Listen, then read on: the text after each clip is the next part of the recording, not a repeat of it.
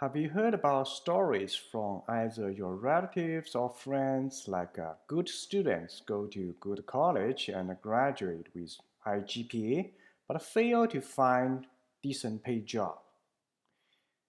If it's not common, at least not rare, and you know a few cases, right? What causes the gap between getting A and getting decent paid jobs?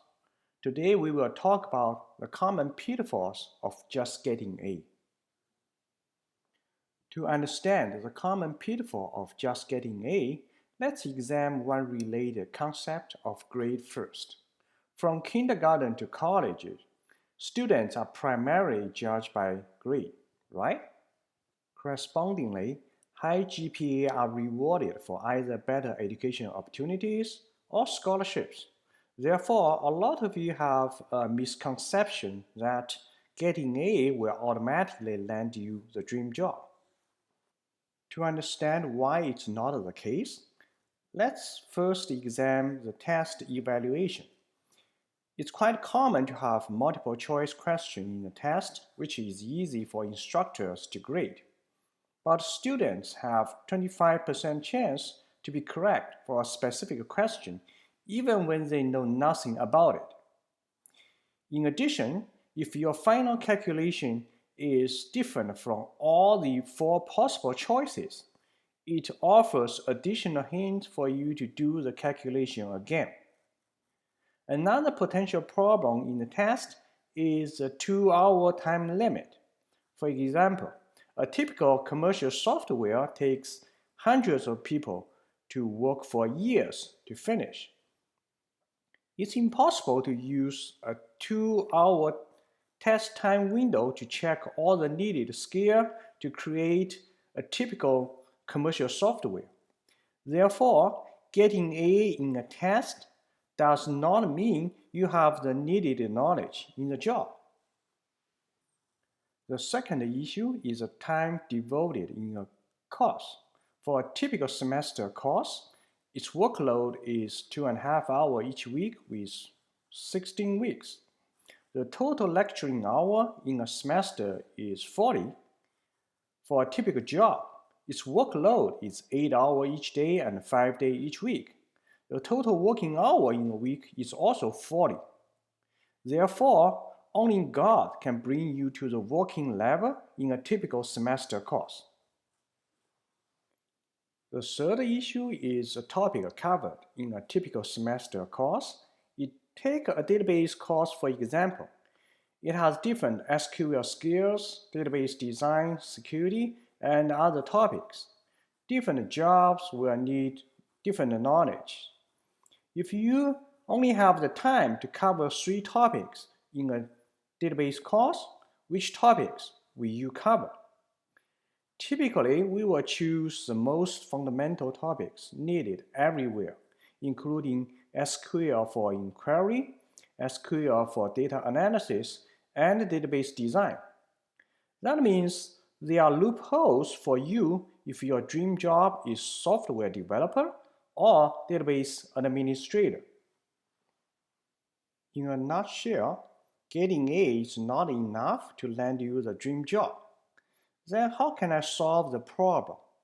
The only solution is to work on a real-life project from either internships or professors. Why is working on a real-life project the only solution? Because it will sharpen many untrained skills by course like self-regulated learning, time management, resiliency, collaboration, and others. Lecture-based learning is like feeding you like a baby. It's nice and clean, but this method will only fix you as a giant baby no matter how old you are. Project-based learning is like grab your own spoon. It's messy and frustrating, but you will grow up as an independent person. There is an interesting TED talk in the YouTube about predictor for success. I add a few clips from that talk into this video, and it's strongly recommended to watch the entire 3 minutes short video through the link in the description. What if doing well in school and in life depends on much more than your ability to learn quickly and easily? I started studying kids and adults in all kinds of super challenging settings. And in every study, my question was, who is successful here and why? My research team and I went to West Point Military Academy. We tried to predict which cadets would stay in military training and which would drop out.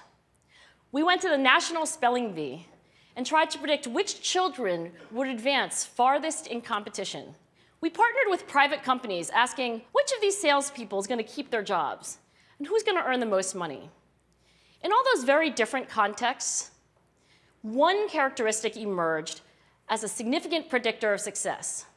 And it wasn't social intelligence, it wasn't good looks, physical health, and it wasn't IQ. It was grit. Grit is passion and perseverance for very long-term goals. Grit is having stamina.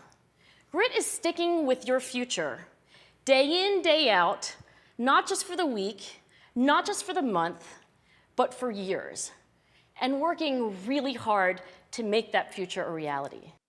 What's even more interesting is the comments in that video.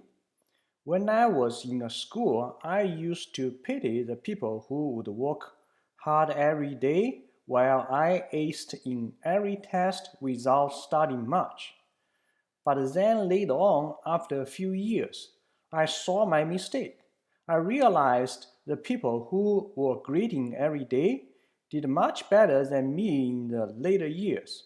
When I was lacking in the will to persevere, they were already masters and soon passed me by a long run. This is absolutely true. As a smart kid, I was always told I have great things ahead for me. Only later as an adult, I realized intelligence is useless without consistent hard work, which is also why the tortoise beats the rabbit in the famous story. Here is a professional pyramid. For example, people who have great to work hard every day but have no gift in the field they are working on, they can beat at least 95% of the population in their field. Should I feel ashamed if I'm not on the top of the pyramid? In fact, you don't need to. If we look at the most common regrets for people in their 50s, they are being too tough on yourself and not trying to land that dream job. If we look at the most common regrets for dying people, they are, I wish I would have had the courage to live a life true to myself, not the life others expected of me, and I wish I haven't worked so hard. Apparently, people regret different things in different stages. However, there is a general pattern for all the regrets. That's nothing I cannot. It's only related to something I should be able to. To me, I recommend my students to aim at the level 3. Persevere with normal load like 1 or 2 hours each day. It's achievable for everyone who has no Down syndrome. It strikes a good balance between your career and family life. When I say the level 3 is doable for everyone in the previous slides, I mean the same level of the goal in the context of workout. If you do the level of workout in the left side for 1 or 2 hours each day throughout an entire year, how many of you believe your body will be shaped like the right side? I believe all of you will believe you can achieve it unless you really have some genetic disease on your lung or muscle. But why do not most of us have the body shape like the right side? It's irrelevant to the potential of our body or brain. Persevere is the key. Persevere is not that hard. But it's not that easy either. You have to make up your mind. In sum, if you want a dream job, please work on a real life project from either internships or professors and persevere with it like 1 or 2 hours each day. Just focusing getting A will not get what you want.